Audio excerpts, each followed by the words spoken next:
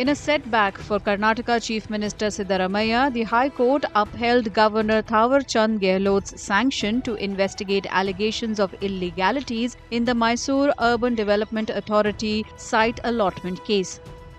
The court dismissed Siddaramaiah's petition, paving the way for an inquiry into alleged irregularities involving him and his wife, which he vehemently denies.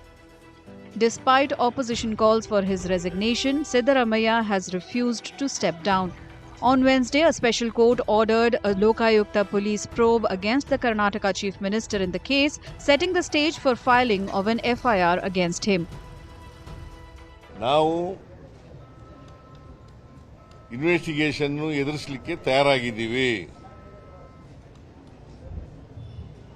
ತನಿಖೆಗಳಿಗೆ ಯಾವುದಕ್ಕೂ ಕೂಡ ಎದುರಲ್ಲ. ಕಾನೂನು ರೀತಿಯ ಹೋರಾಟ ಮಾಡಲಿಕ್ಕೆ ತಯಾರಾಗಿದ್ದೀವಿ. ನಿನ್ನೆ ಈ ಮಾತುಗಳನ್ನು ಕೂಡ ಹೇಳಿದ್ದೀನಿ. ಈಗಲೂ ಅದೇ ಮಾತುಗಳನ್ನು ಪುನರುಚ್ಚಾರ ಮಾಡ್ತಾ ಇದ್ದೀನಿ. ಈಗ ನನಗೆ ಗೊತ್ತಿರೋ ಮಟ್ಟಿಗೆ ರೆಫರ್ ಮಾಡಿದ್ದಾರೆ ಲೋಕಾಯುಕ್ತಕ್ಕೆ ರೆಫರ್ ಮಾಡಿದ್ದಾರೆ. ಮೈಸೂರು ಲೋಕಾಯುಕ್ತಕ್ಕೆ ರೆಫರ್ ಮಾಡಿದ್ದಾರೆ. ಬಿಕಾಸ್ ಅಲ್ಲಿ ಕಂಪ್ಲೇಂಟ್ ಕೊಟ್ಟಿದ್ರು. ದೂರುದಾರರು ಮೈಸೂರಿನವರು ಮತ್ತೆ ಮೂಡ ಮೈಸೂರಿನಲ್ಲಿದೆ ಅಂತ ಮಾಡಿರಬೇಕು ಅಂತ ಅನ್ಕೊಂಡಿದ್ದೀನಿ ನಾನು. Following the court's verdict, Rajya Sabha MP Kapil Sibal questioned the governor's constitutional duties in the role of sanctioning prosecution orders against a chief minister. He also accused the BJP-led central government of conspiring to topple non-BJP state governments using governors.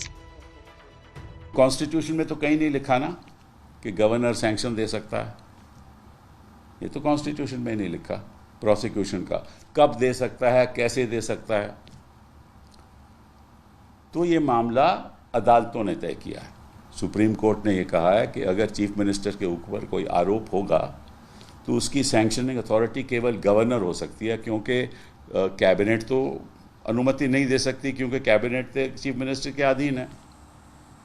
तो इसलिए ये एक supreme court का फैसला है. कई फैसले high court के भी कि ये अनुमति गवर्नर दे सकता है, लेकिन कब दे सकता है, कैसे दे सकता है, क्या प्रोसीजर अडॉप्ट करना पड़ेगा, ये तो संविधान नहीं बताता, ना कोई कोर्ट बताती है. The Muda case revolves around a controversial land exchange scheme introduced in 2020.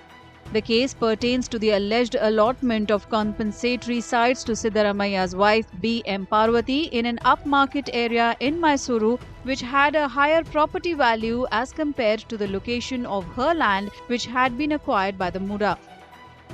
Activists allege that Siddaramaiah's wife received 14 prime housing sites in exchange for a plot of land she owned on the outskirts of Mysuru, causing a loss of 55.8 crore rupees to the state.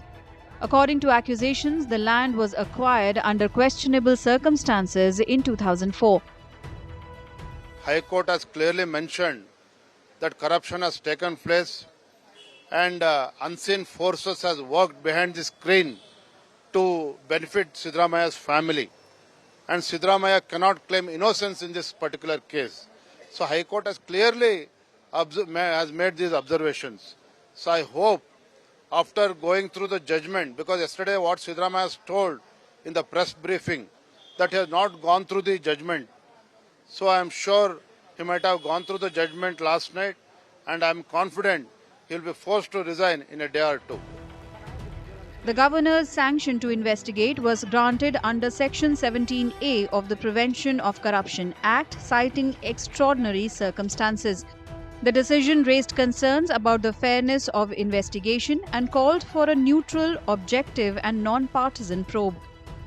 The Congress party is likely to appeal against the ruling as the people of Karnataka await the truth behind the land allotment scam.